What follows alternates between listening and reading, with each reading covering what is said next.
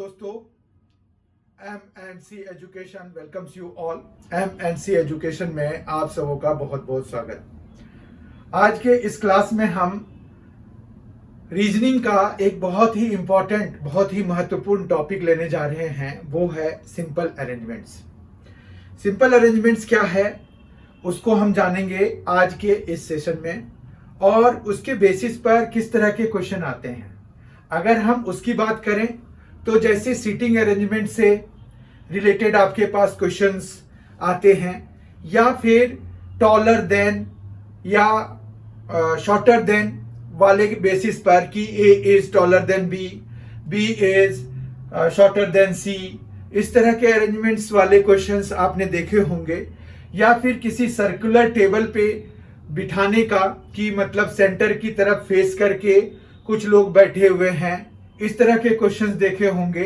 या फिर सेंटर से बाहर की तरफ देखने वाले पर वो सर्कल में ही अरेंज्ड हैं, तो वैसे क्वेश्चंस भी आपको अरेंजमेंट में पूछे जाते हैं। ये सभी सिंपल अरेंजमेंट्स आते हैं। सिंपल अरेंजमेंट्स में इनको गिना जाता है। इन क्वेश्चंस को, इन प्रश्नों को आप सिंपल अरेंजमेंट्स के क्वेश्चंस कहते हैं। ठीक है, तो सबसे पहली बात यह है कि इसमें हमारे पास सिंपल का तो मतलब ये हो गया कि सरल, और अरेंजमेंट का मतलब क्या है? अरेंजमेंट का मतलब है कि किसी गिवन रूल्स के हिसाब से हमें जो है चीजों को लगाना है। तो चीजों को अगर किसी गिवन रूल के हिसाब से लगाना होता है तो हम उनको अरेंज करते हैं। तो बेसिकली क्या हुआ कि arranging things according to some given rule या सम गिवन कंडीशन या some given data, on the basis of some given data, अगर हम थिंग्स को, ऑब्जेक्ट्स को या पीपल को, पर्सन को अरेंज कर रहे हैं, तो इस जो कंडीशन होता है या जो प्रोसेस जो होता है, process of arranging based on some given data, उसको हम क्या कर देते हैं? अरेंजमेंट कर देते हैं। और सिंपल का मतलब सरल हो गया या इजी हो गया। तो हमारे पास अरेंजिंग द ऑब्जेक्ट, ऑब्जेक्ट को हम अरेंज करते हैं, या फिर पर्सन्स को हम अरेंज करते हैं, पर्सन्स को हम अरेंज करते हैं on the basis of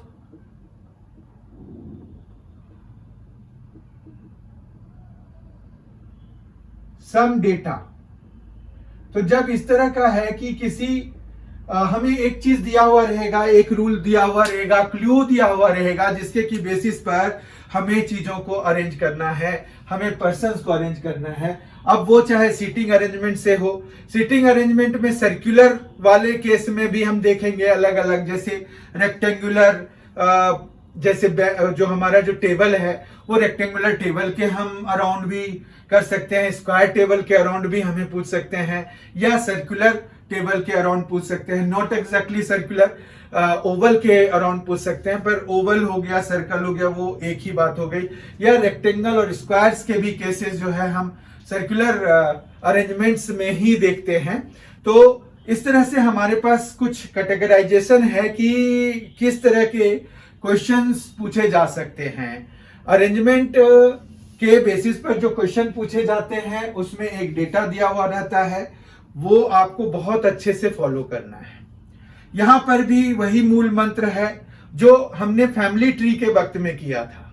family tree के वक्त में, फैमिली ट्री का वीडियो आपने देख लिया होगा, अगर नहीं देखा है तो आप जरूर देख लीजिए। M&C एजुकेशन यूट्यूब चैनल के आप प्लेलिस्ट में जाइए, रीजनिंग का प्लेलिस्ट वहां बना हुआ है। तो रीजनिंग के प्लेलिस्ट में आप जाकर फैमिली ट्री वाला वीडियो देख सकते हैं, और भी वहां पर बहुत सारे वीडियोस हैं रीजनिंग से संबंधित। तो आप जो है अपने यूज का जो भी है आपके सिलेबस में, वो आप देख सकते हैं वहां पर। तो इससे पहले तो आपको सब्सक्राइब करना पड़ेगा, तो इसलिए आप जो है M&C एजुकेशन चैनल को सब्सक्राइब कर लीजिए। अगर आपने नहीं किया है, बेल आइकन भी प्रेस कर दीजिए। अगर आपको ये है कि तैयारी अच्छे से करनी है और जो भी वीडियो अपलोड होते हैं उसकी जानकारी तुरंत चाहिए, तो आप जो है बेल आइकन प्रेस कर दीजिए, उसमें ऑल ऑप्शंस ओपन रखिए ताकि आपको जितने भी वीडियोस इसमें से जो हमारा M&C एजुकेशन यूट्यूब चैनल है उससे जो भी आपका उसमें अपलोड किया जाएगा तो एट द मोमेंट आपको उसकी जानकारी मिल जाएगी।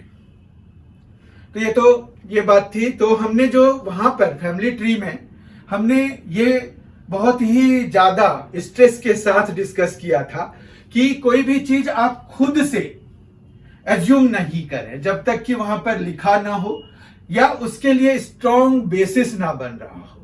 तो स्ट्रॉन्ग बेसिस जब तक ना हो किसी चीज का तो नेवर एज्यूम बाय योरसेल्फ। तो यहां पर भी वही बात होगी, जब भी आपको अरेंज करना है तो अगर आपको कहा गया है कि A is taller then B कहा गया है, ठीक है, तो अगर आपको A is taller then B कहा गया है, A is taller then B, ठीक है, और जो है A is taller then C कहा गया है, तो हम यहां पर से ये कंक्लूजन कभी भी नहीं निकालेंगे कि B जो है C से टॉलर हो गया, क्योंकि उन्होंने B और C के बारे में कुछ कहा ही नहीं है। तो हम जो है भले ही ये लिख सकते हैं कि A जो है ये टॉलर देन है, तो मान रखिए कि हम ऐसे कर सकते हैं, और B और C इनको हम सेम लेवल पे रख के बात कर सकते हैं, ठीक है।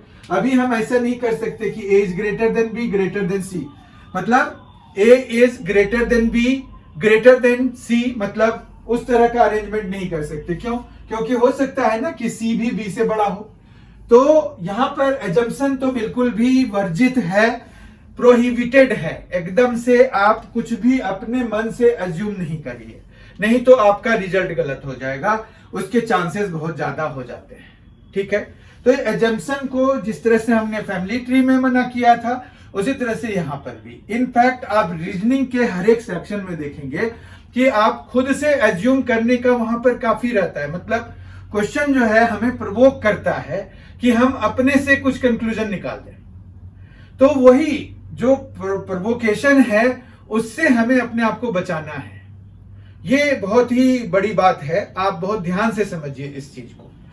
तो हमारे पास यहाँ पर कुछ टाइप्स ऑफ क्वेश्चंस पूछे जाएंगे, तो उसमें जो टाइप्स में से सबसे पहला जो टाइप होगा वो कंपैरिजन ऑफ रैंक का होगा। तो कंपैरिजन ऑफ रैंक मतलब क्या हुआ? देखिए, रैंक बेसिकली हमारे पास ऑफिसर्स वगैरह के रैंक हो सकते हैं, आर्मी के रैंक हो सकते हैं, पर रैंक का सीधा मीनिंग रैंक नहीं है यहाँ पर। मतलब उन्होंने रैंक का तो ये हो गया कि टॉलर, स्मॉलर, इस तरह से भी वो रैंक में ही हम डाल देंगे। पहले टाइप का जो क्वेश्चन यहाँ पर पूछा जा सकता है वो है कंपैरिजन ऑफ रैंक्स का।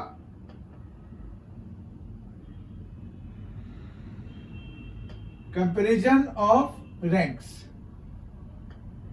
अब रैंक्स का मतलब ये हो गया कि जैसे ऑफिसर्स के रैंक्स होते हैं वो भी पूछ सकते हैं, और टॉलर, स्मॉलर ये वाले भी हम रैंक में ही कंसीडर कर लेंगे, या फिर scored marks, marks scored by students, a group of students, तो वो भी उसके बेसिस पर भी हम रैंक कंपेयर करते हैं।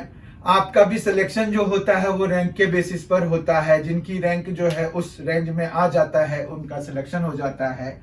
तो आपके सिलेक्शन भी रैंक के हिसाब से होते हैं। वो रैंक किस बेसिस पर डिसाइडेड होता है? तो वो होता है कि भाई मार्क्स किसके कितने आए, किसके कितने सही क्वेश्चन हुए हैं, तो उसके बेसिस पर हम जो है निकालते हैं, ठीक है। तो इसको अटेम्प्ट, इस तरह के क्वेश्चंस को अटेम्प्ट करने के लिए सबसे पहली बात तो ये है कि आप क्लूज को बहुत ध्यान से पढ़िए। क्लूज को सबसे पहले ध्यान से पढ़िए, और उसके बाद जो है ना एक हिरार्की तैयार कीजिए। हिरार्की तैयार करके मतलब हम उसको प्रॉपर असेंडिंग या डिसेंडिंग ऑर्डर में लगाएंगे।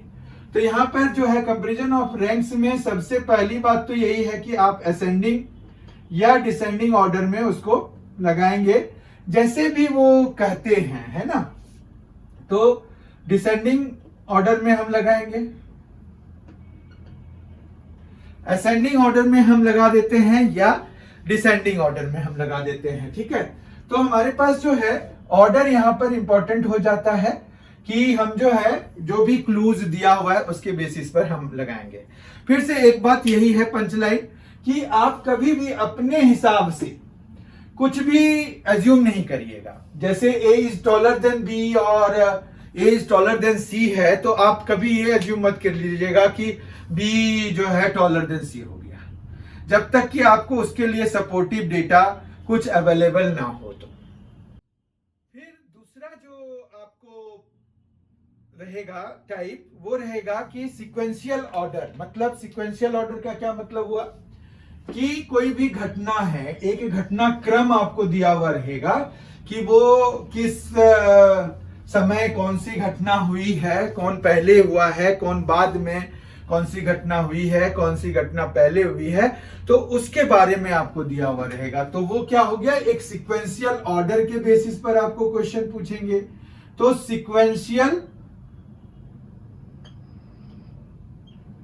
सीक्वेंशियल ऑर्डर के बेसिस पर क्वेश्चन पूछते हैं। ठीक है, तो सीक्वेंशियल ऑर्डर के बेसिस पर एक क्वेश्चन हो सकता है आपको।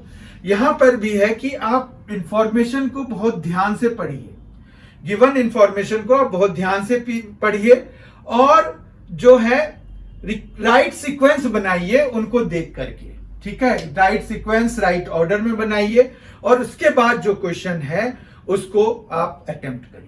तो यहां पर यही है कि आपको एनालाइज द गिवन, जो भी आपको क्लूज है या जो भी इंफॉर्मेशन दिया हुआ है, तो एनालाइज द गिवन क्लूज। ठीक है, गिवन क्लूज को आप एनालाइज कीजिए और फिर जो है आप एक राइट सीक्वेंस बनाइए। यहां पर फ्रेम आ राइट सीक्वेंस आपको सही बनाने की जरूरत है। तो फ्रेम आ राइट सीक्वेंस, उसके बाद आप जो है आंसर पर पहुंचिए। ठीक है, उसी तरह से हमारे पास सीटिंग अरेंजमेंट के बेसिस पर क्वेश्चन पूछ सकते हैं। तो सीटिंग अरेंजमेंट के बेसिस पर जो है क्वेश्चन, तो वो जो है सिंपल अरेंजमेंट का थर्ड पार्ट बनाता है, वो है सीटिंग अरेंजमेंट। तो मोस्टली क्वेश्चन आपको सीटिंग अरेंजमेंट से ही आता है। ठीक है, अब ये सीटिंग अरेंजमेंट चाहे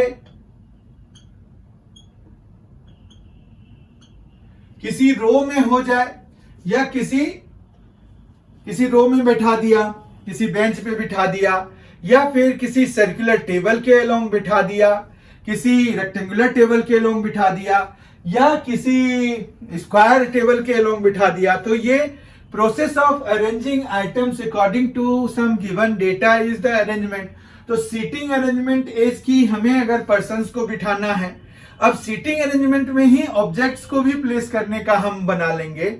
मान रखिए कि हमें कुछ पर्टिकुलर ऑब्जेक्ट्स को किसी सेम मतलब कोई गिवन ऑर्डर में रखना है, तो वहां पर भी हम सीटिंग अरेंजमेंट वाला ही कंसेप्ट लगा देंगे। कहने का मतलब यह है कि अरेंजमेंट आपको ऑब्जेक्ट्स का आ सकता है या पर्सन का आ सकता है। तो यहां पर आपको सीटिंग अरेंजमेंट में ऑब्जेक्ट्स भी आ सकते हैं और पर्सन्स भी आ सकते हैं। तो आपको एक्चुअली यहां पर जो है सब में ही हमने जो 3 टाइप्स किए, उन तीनों में जो है आपने इससे पहले सीक्वेंशियल ऑर्डर वाला देखा, तो उसमें भी जो है आपको ऑब्जेक्ट और पर्सन दोनों की बात होती है। ठीक है, और जो सबसे पहला वाला देखा था वो जिसमें कि हम हिरार्की तैयार करते हैं रैंक के हिसाब से, तो हमारे पास जो है वहां पर रैंक भी, हमारे पास ऑब्जेक्ट्स के भी रैंक हम बना सकते हैं। तो वो डिपेंड्स अपॉन द क्वेश्चन कि आप कैसे कैसे करेंगे। अब सबसे मेन बात यह है कि हमने 3 टाइप्स तो डिस्कस कर लिए, तो इन तीनों को वो जो है अटेम्प्ट करने का, तीनों टाइप्स के क्वेश्चंस को अटेम्प्ट करने का क्या तरीका हो सकता है, तो हम वो अब देखते हैं। तो हमारे पास 3 है, बेसिक टाइप है, हमारे पास 3 टाइप्स हैं। तो यहां पर सबसे पहला जो आपको देखना है वो है कि एक आइडिया आप लगा लीजिए कि आपको किस तरह का ये कैसे अरेंज करना है, अरेंजमेंट कैसे करना है।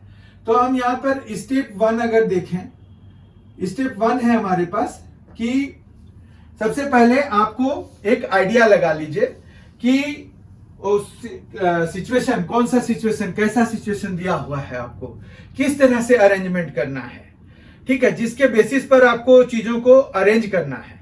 तो यहां पर हमें आइडिया लगाना है और सिचुएशन का पता लगाना है, जिसके बेसिस पर हम चीजों को अरेंज करेंगे, प्लेस करेंगे। तो आइडिया और situation on the basis of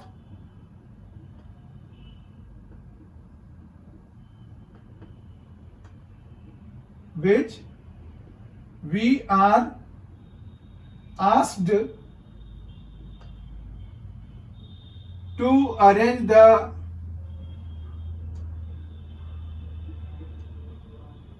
objects या persons, ठीक है। हमें जिसके बेसिस पर अरेंज करने के लिए कहा गया है, तो वो आइडिया या सिचुएशन आप पहले देखिए बहुत ध्यान से कि जिनको कि आपको प्लेस करना है, ठीक है। फिर इंफॉर्मेशन में हमारे पास दो तरह के इंफॉर्मेशन होते हैं। तो सबसे पहले आप जो है वहां पर जो डेफिनेट इंफॉर्मेशन है वो देखिए। डेफिनेट इंफॉर्मेशन जो होगा वो आप फिर वहां पर जो है एग्जैक्ट चीजों को लगा सकते हैं। डेफिनेट इंफॉर्मेशन कैसा हुआ, जैसे मान रखिए कि 5 पर्सन्स को आपको एक रो में बिठाना है। उनमें से कहा गया है कि जो ए है, ए नाम का जो पर्सन है वो इन द मिडल है। तो 5 अगर हैं हमारे पास, तो 5 अगर हमारे पास पर्सन्स अरेंज करने हैं, 1 2 3 4 और 5 मान रखिए, तो हमारे पास जो थर्ड पोजीशन है वो मिडल होगा। तो यहां पर आप ए को पोजीशन कर देंगे, ए को यहां पर बिठा देंगे। तो ये डेफिनेट इंफॉर्मेशन जो है आप उसके लिए देखिए पहले, ठीक है। तो डेफिनेट इंफॉर्मेशन उनमें से ढूंढ के निकाल लीजिए। फिर तीसरे में कीजिए कि जो रिलेटिव वाला है, कई बार क्या होता है कि आपको रिलेटिव वाला दिया हुआ रहता है। तो रिलेटिव इंफॉर्मेशन के लिए, जिनको कि हम जो है कंपैरेटिव इंफॉर्मेशन कहते हैं, वो कैसा सा होता है कंपैरेटिव इंफॉर्मेशन। कंपैरेटिव इंफॉर्मेशन पहले हमें समझना पड़ेगा कि ये क्या होता है। कंपैरेटिव इंफॉर्मेशन होता है जो, जैसे आपको यहां पर देंगे कि भाई बी जो है वो ए को के राइट में है या लेफ्ट में है या एकदम तुरंत से राइट में है, ठीक है। तो इमीडिएट राइट कहते हैं उसको, इमीडिएट लेफ्ट कहते हैं, या राइट और लेफ्ट कहते हैं। तो उसमें जो है बीच में कोई और भी आ सकता है, क्योंकि अगर मान रखिए, देखिए ए है, बी को वो बोल रहे हैं कि राइट है, ठीक है। तो अभी हम राइट और लेफ्ट का सोचेंगे, देखेंगे कि क्या है। तो अभी हम फिलहाल ये सपोज करते हैं कि इधर राइट है, ठीक है, और इधर लेफ्ट है। तो हमारे पास जो ए के अगर राइट में दिया हुआ है बी, तो बी के लिए हमारे पास 2 पोजीशंस हैं, एक ये भी है और एक ये भी है, ठीक है। पर अगर इमीडिएट राइट कहेंगे, मतलब इमीडिएट राइट तो जस्ट वाला तो यहां पर ही हमारे पास आ पाएगा, लेकिन राइट में यहां पर भी आ सकता है, यहां पर भी आ सकता है। तो इन चीजों को भी आप समझिए। तो पहला वाले जैसे इमीडिएट राइट अगर कहेंगे तो वो डेफिनेट इंफॉर्मेशन हो गया, लेकिन वो फिर भी है कंपैरेटिव इंफॉर्मेशन। अगर ए का पोजीशन जो है वो फिक्स्ड हो गया, उसके बाद अगर हम देखें तब तो वो डेफिनेट हो जाएगा। लेकिन अगर हमें ए के कंपैरिजन में देखें तो वो हमारे पास कंपैरेटिव इंफॉर्मेशन ही है हमारे लिए, ठीक है। तो आप ये भी देखेंगे कि वो जो है इमीडिएट राइट है या जस्ट राइट है, लेफ्ट है या कैसे है। एक को छोड़ के है, सेकेंड टू राइट है, second position to the right of A, इस तरह से, या second position to the left of A, इस तरह से है, ठीक है। और जो सबसे इंपॉर्टेंट है और लास्ट वाला इंफॉर्मेशन, मतलब लास्ट वाला स्टेप है, 4th स्टेप जो हमें फॉलो करना चाहिए सिंपल अरेंजमेंट्स के क्वेश्चंस के लिए, वो है कि आप जो है हमेशा इंटरलिंक करने की कोशिश कीजिए जो भी इंफॉर्मेशंस आपको प्रोवाइडेड है। इंटरलिंक जरूर है, तो इंटरलिंकिंग द इंफॉर्मेशन, ये बहुत जरूरी है स्टेप। तो इंटरलिंकिंग का क्या मतलब हुआ कि जो भी इंफॉर्मेशन आपको दिया हुआ है तो आप उनमें से क्या कंक्लूजन निकाल सकते हैं, लेकिन हाँ एजम्पशन अपने आप से बिल्कुल भी नहीं करना है, ये चीज आप हमेशा ध्यान रखिए। तो यहां पर इसका क्या मतलब हुआ, जैसे मान रखो कि आपके पास जो है दिया हुआ है कि ए बी सी डी है, तो मान रखो कि हमें सी और डी के बीच में, सी या डी के बारे में कोई इंफॉर्मेशन हमें दिया हुआ है कि भाई डी जो है एक्सट्रीम लेफ्ट में बैठा हुआ है। तो फिर अब डी से रिलेटेड जो इंफॉर्मेशन होंगे वो हम ढूंढेंगे डेटा में से, तो हम जो है फिर we can arrive at some result. तो यही इंटरलिंकिंग हो गया। या सी के बारे में अगर दिया हुआ है तो हम सी के बारे में देखेंगे कि सी और कहां पर अपियर हो रहा है उस क्वेश्चन में। तो इस तरह से we will interlink the given information to get the right answer. समझ में आया? तो ये इस तरह से हम जो है ये 4 स्टेप्स फॉलो करते हैं to get the right arrangement for simple arrangements questions based on simple arrangements. We need to follow these steps. Idea और सिचुएशन हम पहले जो क्वेश्चंस में दिया हुआ रहेगा वहां से एक आइडिया लगा लेंगे या सिचुएशन पता कर लेंगे कि क्या है, on the basis of which we are asked to arrange the objects और पर्सन्स। दूसरा है कि डेफिनेट इंफॉर्मेशन को हम देखेंगे, ढूंढेंगे कि क्या है, क्योंकि ये जो जब भी आप देखेंगे कि सिंपल अरेंजमेंट्स वाले क्वेश्चंस अगर आपको दिए हुए हैं तो उनमें जो है 3-4 लाइनें होती हैं। तो 3-4 लाइन्स होती हैं तो आपको पढ़ना पड़ेगा, उनमें से डेफिनेट इंफॉर्मेशन आप पहले से निकाल लीजिए। फिर जो है कंपैरेटिव इंफॉर्मेशन पे आइए और इंटरलिंकिंग द इंफॉर्मेशन। आप हमेशा इंटरलिंक कीजिए इंफॉर्मेशन को to arrive at some definite result. ठीक है, कि ये वाला हमारा एक अरेंजमेंट हो गया। ठीक है, तो ये तो हो गया हमारे पास। अब जो है हम यहां पर कुछ चीजें कंसेप्ट्स देखेंगे जिसके बेसिस पर हम जो है काम करते हैं जब हम अरेंजमेंट करते हैं। तो हमारा सबसे पहला है कि sense of direction. Sense of direction का क्या मतलब है? सेंस ऑफ डायरेक्शन का मतलब है कि अगर जो है अगर कोई बंदा, ठीक है, अगर कोई बंदा नॉर्थ की तरफ फेस कर रहा है, नॉर्थ मैप में होता है इधर, ठीक है, तो कोई बंदा इधर की तरफ फेस कर रहा है तो इसका इस डायरेक्शन में क्या होगा और इस डायरेक्शन में क्या होगा। ये नॉर्थ फेस कर रहा है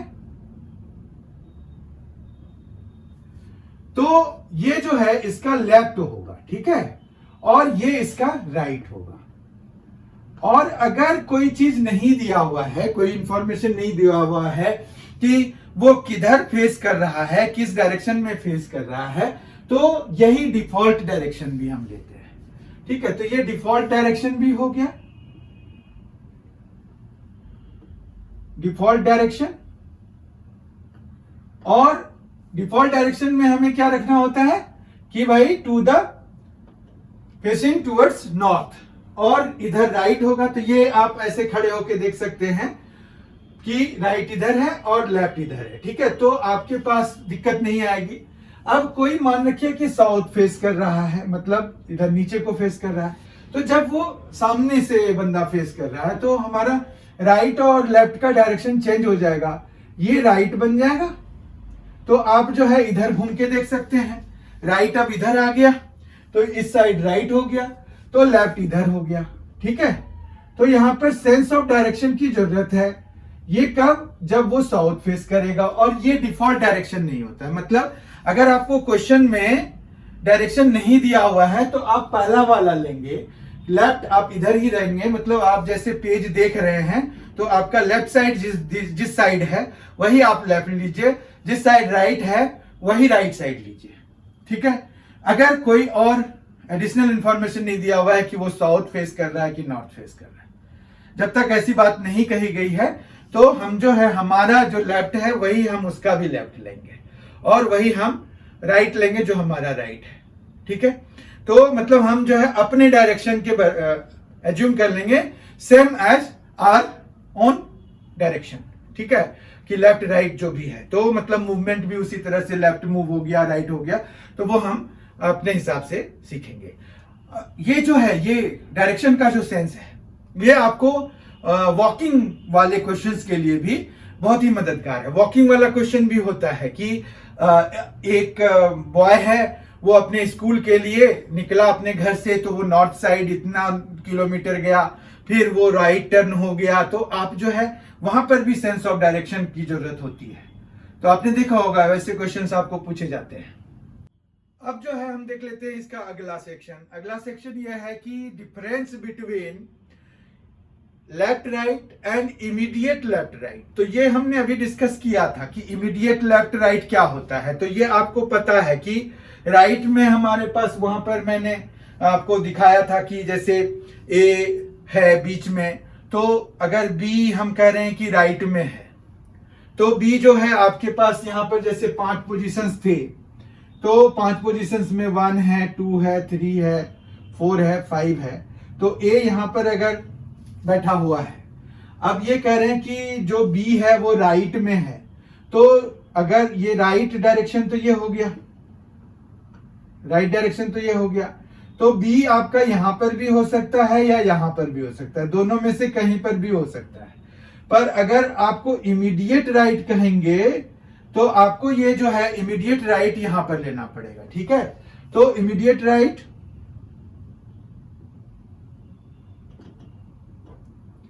ये हो जाएगा।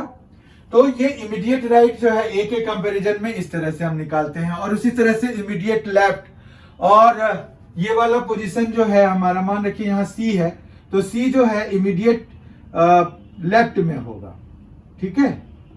इमीडिएट लेफ्ट में सी का पोजीशन हो जाएगा। तो इमीडिएट राइट या इमीडिएट लेफ्ट का क्या हो गया कंडीशन, ये आपको पता चल गया, ठीक है। अब मान रखिए हमारे पास जो है इन सभी इंफॉर्मेशन के बेसिस पर एक क्वेश्चन इस तरह से दिया हुआ है कि जो सभी कंडीशंस हमने अभी देखे और अटेम्प्ट करने का जो तरीका हमने सीखा, उसके बेसिस पर हम जो है यहां पर एक सिचुएशन लेते हैं। सिचुएशन ये है कि मान रखिए कि 7 पर्सन्स हैं हमारे पास, 7 पर्सन्स हैं, namely A B C D E F G, A B C D E F और जी, ये 7 पर्सन्स हैं। 6 फ्लोर्स पे वो रह रहे हैं, ठीक है, 6 फ्लोर्स पे रह रहे हैं, A B C D E F G, 7 persons are there living on 6 floors of a building, ठीक है। उसके बाद जो है यहां पर ए जो है वो इमीडिएटली बी, बिलो बी रहता है। यहां पर पहला कंडीशन है ए लिव्स इमीडिएटली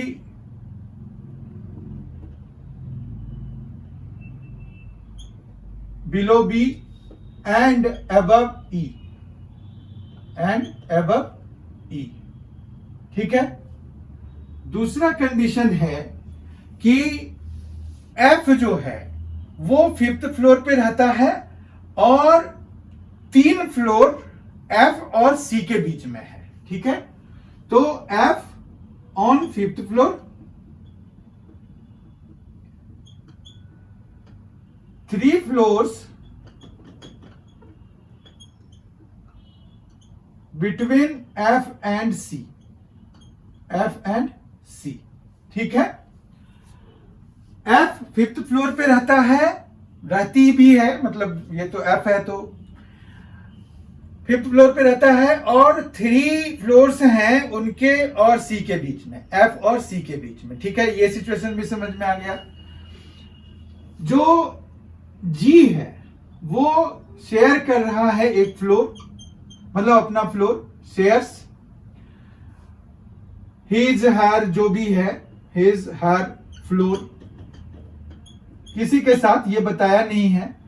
एंड यहां पर है कि एक फ्लोर जो है, एक floor between G and A, G and A के बीच में एक फ्लोर है, ठीक है। और 4th कंडीशन है कि जो ई के नीचे पर्सन रह रहा है, ई के बिलो जो रह रहा है, तो बिलो ई लिव्स एलोन, अकेला रह रहा है, मतलब ई के नीचे जो है ना वो जी नहीं है, क्योंकि जी इज शेयरिंग अ फ्लोर। तो इसका मतलब है ई के नीचे जो है वो जी नहीं रहता है, रहती है, जो भी है। अब ये सिचुएशन हमें दिया हुआ है, इसके बेसिस पर कुछ क्वेश्चंस पूछे जाते हैं। तो पहला क्वेश्चन है कि 6th फ्लोर पे कौन रह रहा है, 6th फ्लोर पे कौन रह रहा है, ये पूछा है। फिर ये पूछा है कि सी किस फ्लोर पे रह रहा है, सी ऑन विच फ्लोर, सी किस फ्लोर पे रह रहा है, ये पूछा है। और फिर पूछा है कि जी जो शेयर कर रहा है या कर रही है अपना फ्लोर, तो किसके साथ शेयर कर रही है, तो जी शेयर्स विद हुम, किसके साथ अपना फ्लोर शेयर कर रहा है, कर रही है, मतलब जी। तो ये 3 क्वेश्चंस हमें इन कंडीशंस के बेसिस पर आंसर करने हैं। तो इसमें सबसे पहले जब आपको अटेम्प्ट करना है तो 6 फ्लोर्स हैं, तो आप ना 6 फ्लोर्स यहां पर बना लीजिए, 6 फ्लोर्स बना लीजिए। 1 2 3 4 5 और 6 हो गया, 6 फ्लोर हो गए। 1 है, 2 है, 3 है, 4 5 और 6। सबसे सर्टेन चीज जो यहां पर दिया हुआ है वो है कि F ऑन 5th फ्लोर। तो आप ये जो 5th फ्लोर है उस पर F को बिठा दीजिए, 5th फ्लोर पे F को बिठा दीजिए, रख दीजिए यहां पर, ठीक है।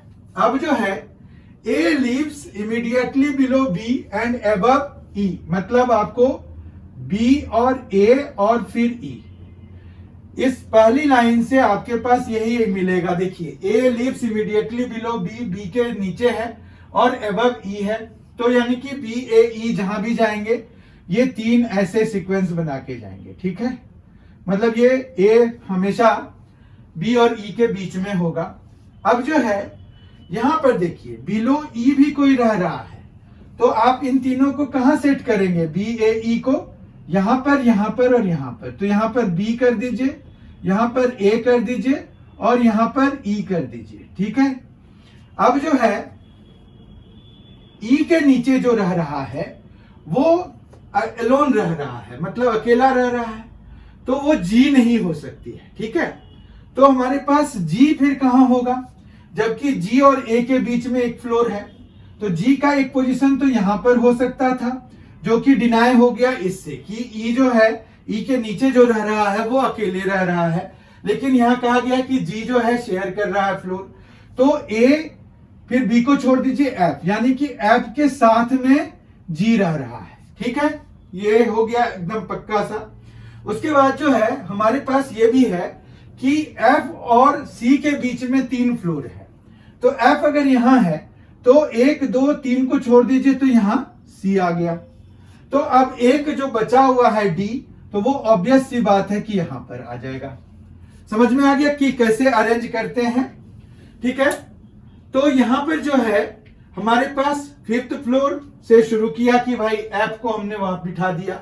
उसके बाद हम जो है ये C को भी यहां बिठा देते हैं, क्योंकि F के ऊपर तो उतनी जगह है नहीं, तो हम जो है 1 2 3, क्योंकि 3 फ्लोर्स बीच में स्किप करने हैं, तो वो C अपने आप बॉटम पे चला जाता, ठीक है। उसके बाद G shares his her floor, तो G जो है शेयर कर रहा है, कर रही है, जो भी है, तो और 1 floor between G and A है, तो A B का फ्लोर रहने दीजिए, तो G यानी कि F और G जो है आपस में शेयर कर रहे हैं। और ये B E का जो लिव्स एलोन है, तो C जो है एलोन लिव कर रहा है, तो ये जो है D यहां पर आ जाएगा, ठीक है बात। अब 6th फ्लोर पे कौन रह रहा है, तो D रह रहा है, आपको पता चल गया। तो इसका आंसर क्या आ जाएगा, D आ जाएगा, ठीक है। उसके बाद C ऑन विच फ्लोर, तो C जो है 1st फ्लोर पे है, ठीक है। उसके बाद G शेयर्स विद हुम, तो F के साथ G शेयर कर रहा है। तो इस तरह से हम जो है सिंपल अरेंजमेंट के बेसिस पर जो सिचुएशंस हमें दिए होते हैं उसके बेसिस पर हम क्वेश्चंस को सॉल्व करते हैं। ठीक है, इतना समझ में आ गया आपको। अब जो है हम डबल रो में अगर कोई भी सिटिंग अरेंजमेंट हमें देखना है तो वो हम कैसे देखेंगे, तो देख लेते हैं। जैसे हमारे पास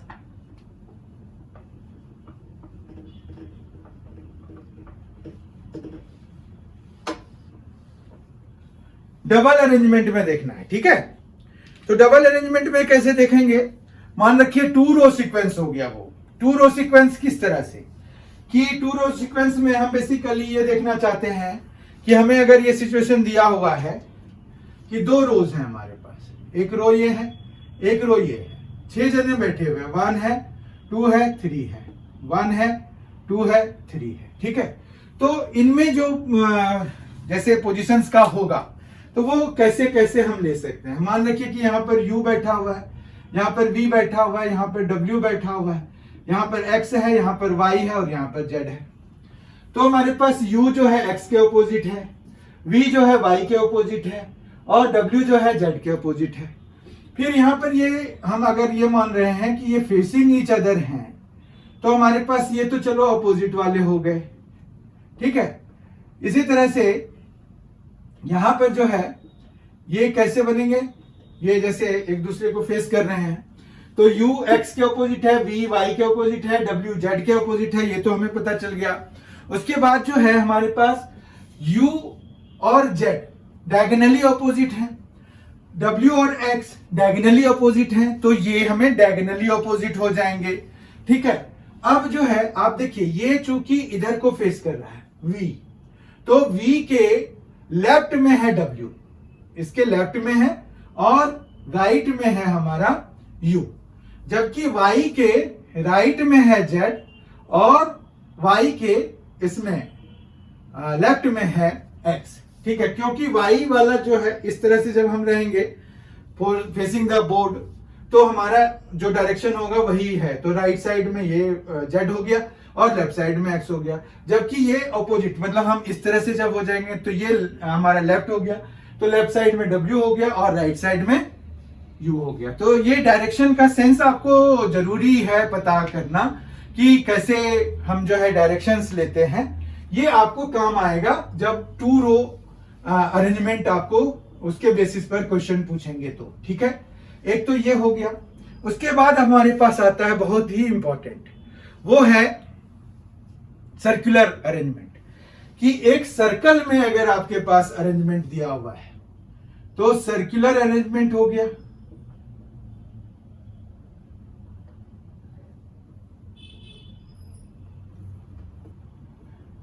सर्कुलर अरेंजमेंट में क्या होगा, एक सर्कल होगा, उस पर हमें जो है चीजों को लगाना होगा, पर्सन्स को प्लेस करना होगा।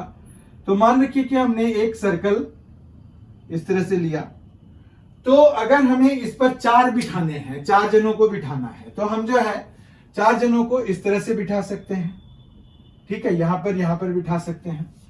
अब जो है ये जैसे A है, B है, C है, D है, ठीक है। और ये अगर सेंटर की तरफ फेस कर रहे हैं, ये सारे सेंटर की तरफ अगर फेस कर रहे हैं तो हमें जो है लेफ्ट राइट का भी सेंस पता होना चाहिए कि किस साइड लेफ्ट है, किस साइड राइट है। तो यहां पर जैसे A है तो एक तरह से ये साउथ फेस कर रहा है, तो जो आप मुड़ के देखेंगे तो ये जो है आपका क्या हो जाएगा, ये हमारा लेफ्ट साइड हो जाएगा और ये हमारा राइट साइड हो जाएगा। इसी तरह से यहां पर भी ऐसे ही चलेगा, लेफ्ट और राइट चलेगा, ठीक है। तो मतलब ये हो गया कि आप जब क्लॉकवाइज रोटेशन करेंगे तो यही लेफ्ट ऐसे चलता रहेगा, मतलब यहां पर लेफ्ट आ जाएगा और यहां पर लेफ्ट आ जाएगा, ठीक है। जबकि ये राइट होगा, ठीक है, और ये राइट होगा। तो अगर वो कह रहे हैं कि ऐसे रोटेट करा दिया गया एंटी क्लॉकवाइज डायरेक्शन में, तो मतलब वो राइट में उनका पोजीशन शिफ्ट होता जाएगा, ठीक है। अब जो है अगर मान रखिए कि हमें जो है सर्कुलर अरेंजमेंट में ही 6 को अरेंज करना है, तो 6 के लिए हम फिर किस तरह से सपोज करेंगे, एक सर्कल बना लेंगे। 6 पर्सन्स को अगर हमें बिठाना है तो हम जो है 1 2 ये तो हम यहां पर सपोज कर लेंगे, 6 के लिए हम एक यहां डालेंगे, एक यहां डालेंगे, एक यहां डालेंगे, एक यहां डालेंगे, ठीक है। तो ये 6 पर्सन के लिए हो जाएगा, ठीक है। जबकि ये किसके लिए हुआ, कितनों के लिए हुआ, 4 के लिए हुआ, वो 6 के लिए हो जाएगा। बाकी डायरेक्शन का सेंस वही रहेगा। तो आपको जैसे इधर है, सेंटर की तरफ फेस कर रहा है, तो आप अगर एक एरो बनाएंगे तो आपको पता चल जाएगा कि ये आपके डायरेक्शन का हो गया या फिर ये आपको फेस करने वाला डायरेक्शन हो गया।